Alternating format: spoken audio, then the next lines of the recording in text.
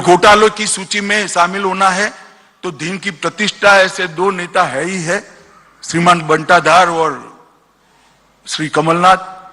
और भारत को विकसित बनाने की सूची में अगर शामिल होना है, नंबर 1 और 2 की सूची में शामिल होना है, तो मोदी जी के नेतृत्व में यहां पर भारतीय जनता पार्टी की सरकार बनानी पड़ेगी। और 20 साल से गरीब कल्याण का जो हमने यज्ञ शुरू किया है उसको और गति देने की पड़ेगी। आप सबके माध्यम से मैं 9 करोड़ की मध्य प्रदेश की आबादी से, जनता जनार्दन से आशीर्वाद की अपेक्षा करता हूं। आपने हमेशा श्रीमान कुशाभाऊ के समय से हमें हमेशा आशीर्वाद दिया है।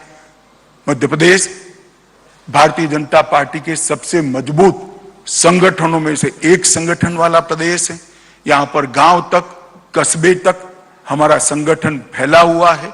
बूथ तक, बूथ के मतदाता सूची के पन्ने तक हमारा संगठन फैला हुआ है। ये भी आपके आशीर्वाद के बगैर, जनता के आशीर्वाद के बगैर संभव नहीं है। आज मैं एक सदस्यता अभियान भी लॉन्च करने वाला हूं ग्वालियर में।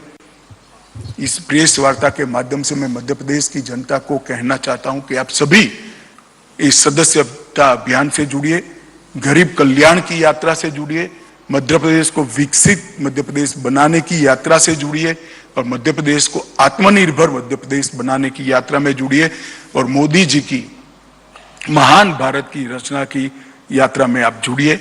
यही मेरी मध्य प्रदेश की जनता से अभ्यर्थना है। धन्यवाद।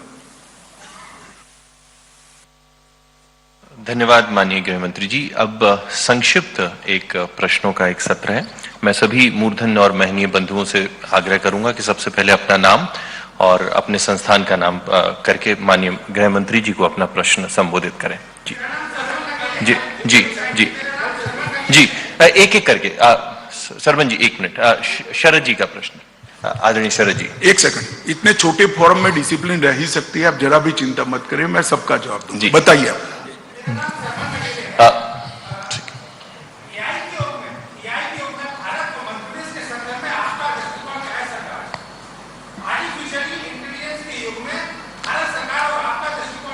देखिए, जिस तरह से मध्य प्रदेश में उच्च शिक्षा का प्रचार और प्रसार मोदी जी और शिवराज जी के समय में हुआ है, आर्टिफिशियल इंटेलिजेंस का जो क्षेत्र है वो उच्च शिक्षा के बगैर संभव नहीं है।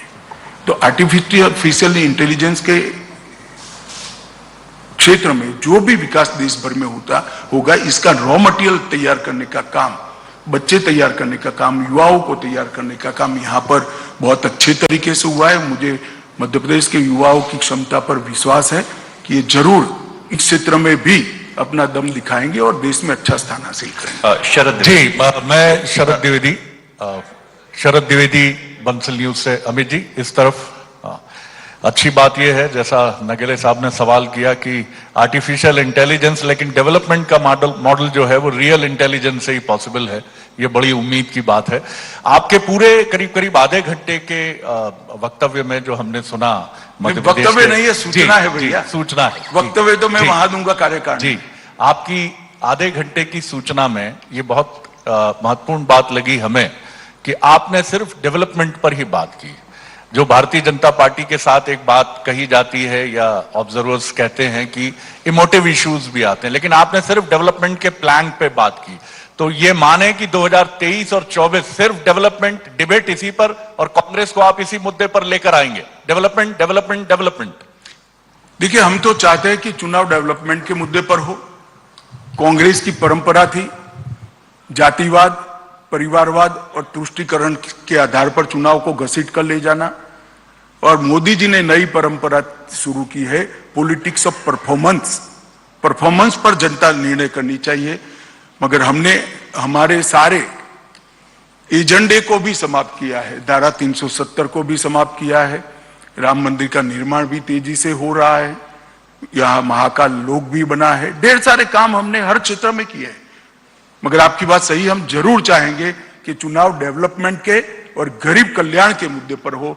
मध्य प्रदेश जैसे राज्य को, जहां एक बार बीमारू राज्य का एक तमगा चिपकाया गया था, वहां डेवलपमेंट ही चुनाव का मुद्दा होना चाहिए। शरद राकेश अग्निहोत्री जी। एक मिनट। आपके मध्य प्रदेश में सक्रिय होने के बाद संगठन में कसावट और सरकार की उपलब्धियों का लेखा जोखा सामने रखा जा रहा है। कार्यकर्ताओं में करंट आ रहा है, ये फीडबैक मिल रहा है, लेकिन नेतृत्व को लेकर जो क्लियरिटी है, क्या अमित शाह उसको सामने रखेंगे? और दूसरा, जो आपने 15 महीने की दिग्विजय सिंह सरकार और कमलनाथ का जो जिक्र किया है, क्या वो काम भाजपा के लिए कोई चुनौती है? और 15 महीने का कोई आरोप पत्र भी भाजपा जारी करेगी इसी गंभीरता के साथ?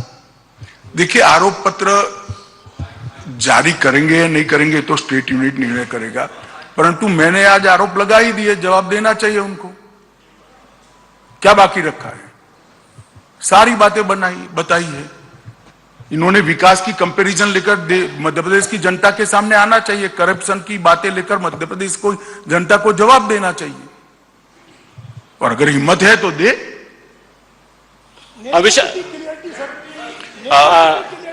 रविंद्र जैन जी। मैं गृह मंत्री जी, मैं रविंद्र जैन हूं और अग्निवाण में यहाँ संपादक हूं। आपने आज कहा अभी कि मध्य प्रदेश के मुख्यमंत्री अति मेहनती, जो आपने उल्लेख किया, निश्चित तौर पर परिश्रमी।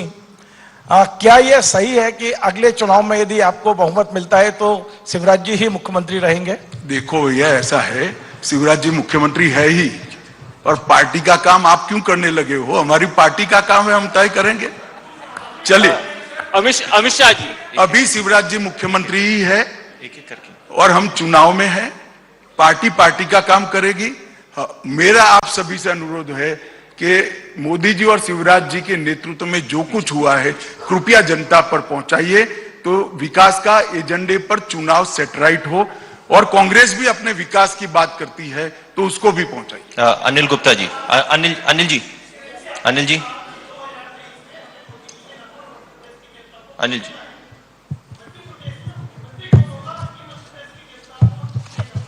अगर आप ध्यान से, आपका ध्यान कहीं बाहर, सुनिए ना, मैंने सुन लिया आपका सवाल, आपका ध्यान कहीं बाहर है। इसी विषय पर मैंने अभी एक जवाब दे दिया है। अनिल जी।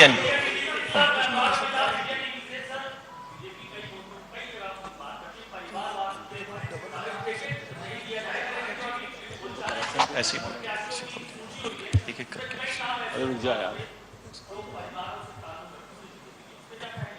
देखिए, परिवारवाद की बात हम जो करते हैं, पार्टी की मलकियत की बात करते हैं। आप क्या कह सकते हैं कि भारतीय जनता पार्टी मध्य प्रदेश की मलकियत कोई परिवार की है? आप मुझे बताइए, समाजवादी पार्टी उत्तर प्रदेश, मैं नेताओं के नाम लेना नहीं चाहता, कांग्रेस पार्टी, डीएमके पार्टी, शिवसेना, उद्धव गुट, परिवारवाद का मतलब है सरकार और शासन में एक ही परिवार के व्यक्ति आएंगे, इसका नाम परिवार है। कहीं इक्का दुक्का किसी के परिवारजन को योग्यता के आधार पर टिकट दिया, इसको करके आप परिवारवाद का मुद्दा डाइल्यूट मत करिए। परिवारवाद जहर है। जब पार्टियां परिवार की मलकियत बनती है तो डेमोक्रेसी के अंदर नीचे से जो लोग आते हैं उनके लिए क्या स्थान होता है? अटल जी किसके बेटे थे? मोदी जी किसके बेटे थे? राजनाथ सिंह जी किसके बेटे थे? मैं पार्टी का अध्यक्ष बना, मेरे परिवार का कोई राजनीतिक बैकग्राउंड नहीं था। नड्डा जी पार्टी के अध्यक्ष बने, कोई बैकग्राउंड नहीं है। शिवराज जी का बैकग्राउंड क्या है? कांग्रेस के एजेंडे को घुमा फिरा कर भ्रांति खड़ी मत करिए। परिवारवाद से बहुत स्पष्ट है, पार्टी की मलकी